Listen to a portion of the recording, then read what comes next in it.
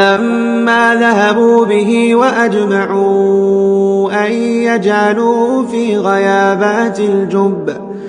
غيابات الجب وأوحينا إليه لتنبئنهم بأمرهم هذا وهم لا يشعرون.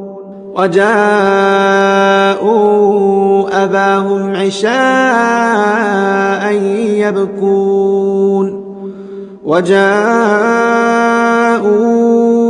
أباهم عشاء يبكون قالوا يا أبانا إنا ذهبنا نستبق وتركنا يوسف عند متاعنا فأكله الذئب وما أنت بمؤمن لنا ولو كنا صادقين.